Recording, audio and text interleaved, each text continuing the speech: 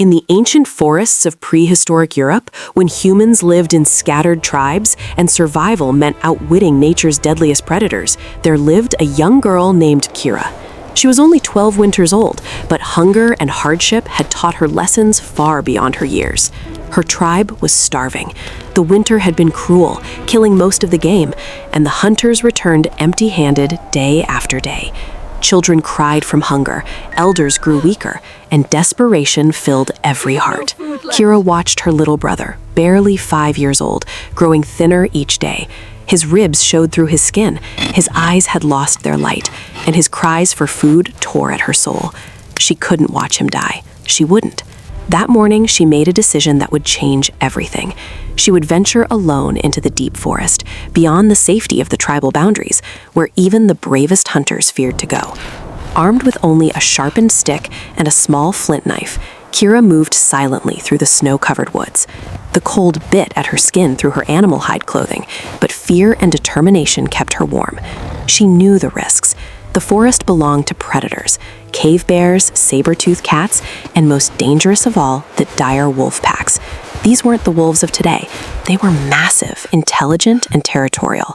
They hunted in coordinated attacks and showed no mercy. As dawn broke, Kira climbed a rocky hill to get a better view. That's when she saw it, a wolf den carved into the hillside.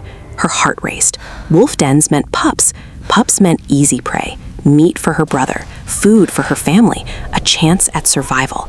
She watched from behind a large boulder as adult wolves left the den one by one, heading out for their morning hunt. They were enormous, each one twice the size of Kira, with fangs that could crush bone and eyes that reflected cold intelligence. But Kira noticed something crucial. One adult remained behind, likely the mother, guarding the den. However, even she eventually left, probably to drink from the nearby stream. This was Kira's only chance. She waited, counting heartbeats, ensuring the wolves were far enough away. Then she moved, silently, carefully, every step calculated. Her hands trembled, not from cold, but from the knowledge that one mistake meant death. She reached the den entrance. The smell hit her first, musky, wild, and dangerous. She crawled inside, her eyes adjusting to the darkness. There, in the corner, were 4 wolf pups, barely 2 weeks old, eyes still closed, whimpering softly. They were helpless, vulnerable, perfect. Kira's survival instincts screamed at her to blab one and run, but something made her pause. These creatures were innocent, just like her brother. They were hungry too, waiting for their mother, trusting in their return. But hunger is a powerful force. Kira reached forward and grabbed the smallest pup. It was warm and soft, squirming slightly in her hands. She tucked it inside her fur clothing, close to her chest to keep it quiet and warm. Then she heard it, a low, rumbling growl from outside the den. Her blood turned to ice. The mother had returned early. Kira's heart exploded into panic. She was trapped inside the den with only one narrow exit, and a furious mother wolf stood between her and freedom. The she-wolf appeared at the den entrance, blocking the light. Her eyes locked onto Kira, and in that moment, girl and beast understood each other perfectly. This was a mother protecting her children, just as Kira was trying to save her brother. The wolf's lips pulled back, revealing teeth designed to kill. A snarl filled the den, echoing off the stone walls. Kira pressed herself against the back wall, the pup still hidden against her chest. She raised her sharpened stick, knowing it was useless against such a powerful predator, but it was all she had. The wolf lunged forward, but the narrow den entrance slowed her attack. Kira thrust the stick forward desperately. It grazed the wolf's shoulder, more luck than skill. The beast yelped in surprise and pulled back momentarily. That single second was all Kira needed. She exploded forward, using every ounce of strength and speed her starving body could muster.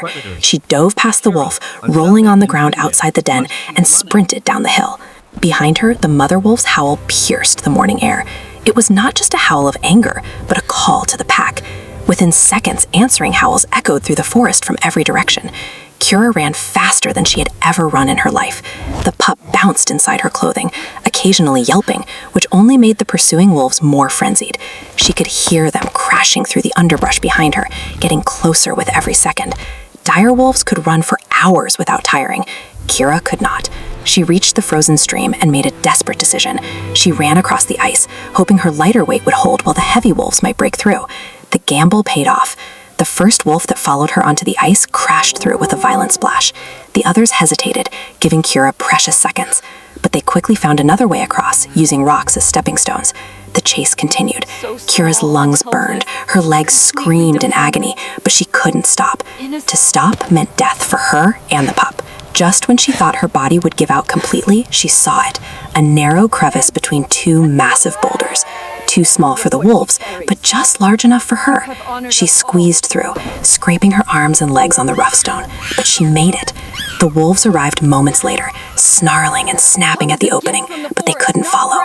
They paced back and forth, howling in frustration, while Kira collapsed inside the tiny space, gasping for air. She waited there for hours until the wolves finally gave up and returned to their den. When silence finally fell over the forest, Kira emerged. She was bleeding, exhausted, and traumatized.